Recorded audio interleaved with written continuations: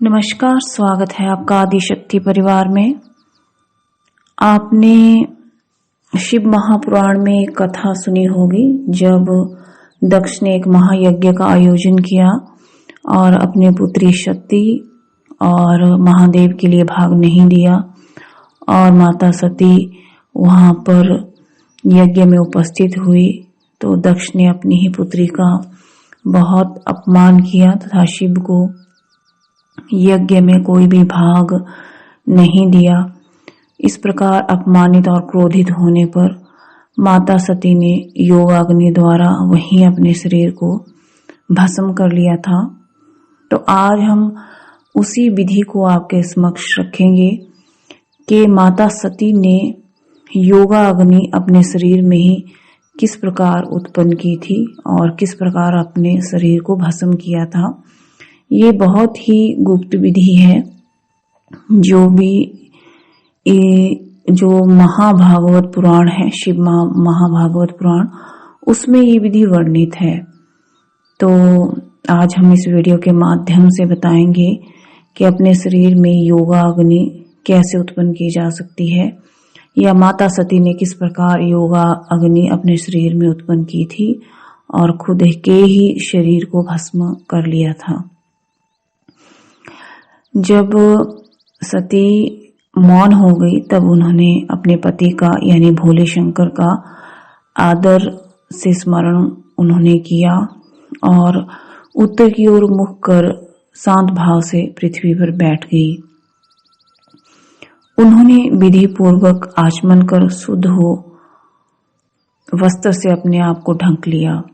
उन्होंने पृथ्वी पर बैठ करके पहले तो अपने पति का स्मरण किया, फिर उत्तर की ओर उन्होंने अपना मुख किया और शांत अवस्था में पृथ्वी पर बैठ गई।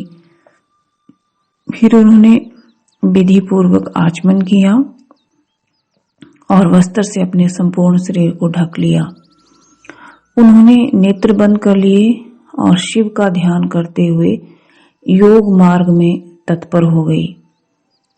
अब वो गुप्त विधि जिस विधि से उन्होंने योगाग्नि प्रज्वलित की, सबसे पहले उन्होंने प्राण और अपान वायु को समान स्थिति में स्थापित कर लिया।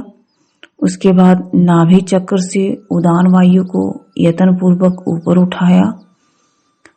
उसके बाद उन्होंने शंकर प्राण वल्लभा और नंदिता सती ने बुद्धि पूर्वक उसे हृदय में स्थापन कर कंठ से दोनों भ्रुभुओं के मध्य भाग में स्थापित किया। जैसा कि मैंने आपको पहले बताया कि क्रोध और कोप के कारण पहले ही उनके शरीर में जो है अग्नि धधक चुकी थी, यानी कि क्रोध उनके पूरे शरीर में पहले ही अत्यधिक उत्पन्न हो चुका था। उस कोप से उनके शरीर में पहले ही एक अग्नि प्रज्वलित हो गई है जिसे क्रोधाग्नि भी हम लोग कहते हैं। किंतु उसे पुनः जलाने के लिए उन्होंने योग मार्ग से अपने शरीर में वायु को धारण किया। योग मार्ग में धारण करने के कारण सती को और कुछ दिखाई नहीं पड़ता था। वे ध्यान में केवल अपने पति के चरणों का ध्यान कर रही थी, यानी जब उन्होंने अपने आप को एकाग्र किया योग मार्ग में तो केवल उन्होंने महादेव के चरणों का ध्यान किया।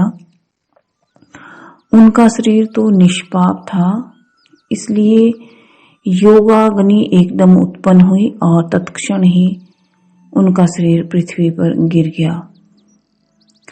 इस प्रकार देखते ही देखते उन्होंने योगाग्नि से अपने शरीर को भस्म कर लिया। यही वो गुप्त विधि है जो शिव महापुराण में दी गई है और इसी योग मार्ग में चलकर उन्होंने योग अग्नि उत्पन्न की थी। यही ये गुप्त विधि है।